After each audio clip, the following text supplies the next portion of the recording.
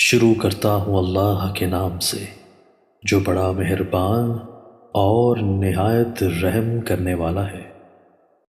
حضرت عبداللہ بن بصر رضی اللہ تعالیٰ عنہ سے روایت ہے کہ ایک اعرابی رسول اللہ صلی اللہ علیہ وآلہ وسلم کی خدمت میں حاضر ہوئے اور پوچھا کہ یا رسول اللہ، آدمیوں میں کون بہتر ہے؟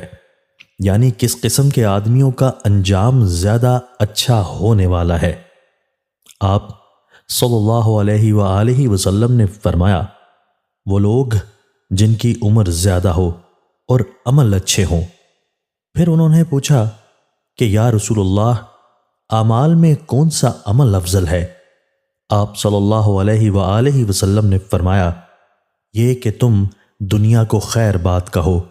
اور اس وقت تمہاری زبان اللہ کے ذکر سے تر ہو۔ تشریح: پہلے سوال کے جواب میں رسول اللہ صلی اللہ علیہ وآلہ وسلم نے جو کچھ فرمایا اس کی وجہ ظاہر ہے کہ اچھے اعمال کے ساتھ عمر جتنی زیادہ ہوگی بندہ اتنی ہی ترقی کرے گا اور اللہ تعالیٰ کی رضا و رحمت کا اسی قدر زیادہ مستحق ہوگا۔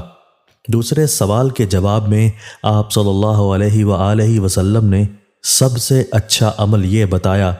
کہ مرتے دم تک اور خاص کر آخری وقت بندہ اللہ کے ذکر سے رطب اللسان ہو، یعنی اس کی زبان پر ذوق اور لذت کے ساتھ اللہ کا نام ہو۔ بلا شبہ یہ عمل اور یہ حال بڑا ہی عزیز اور قیمتی ہے، اور جو بندہ اس کی قدر جانتا ہو وہ سب کچھ دے کے بھی اس کو لینے کے لیے خوشی سے آمادہ ہوگا، اور یہ بھی ظاہر ہے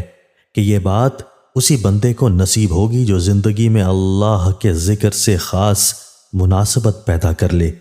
اور ذکر اللہ اس کی روح کی غذا بن جائے۔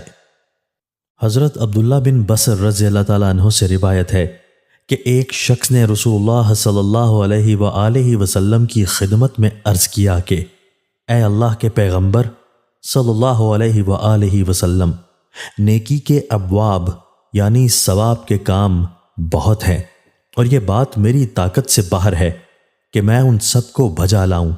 لہٰذا آپ مجھے کوئی ایسی بات بتا دیجئے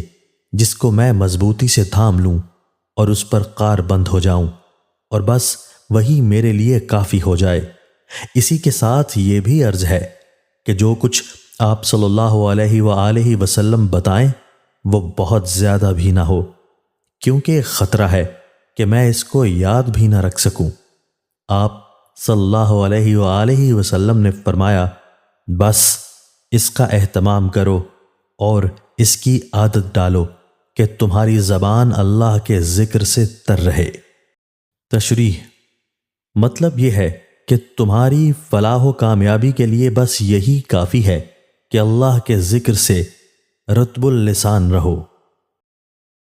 دوستو، اللہ تعالی ہمیں ان احادیث مبارکہ پر عمل کرنے اور اپنی زندگیوں کو سنوارنے کی توفیق عطا فرمائے۔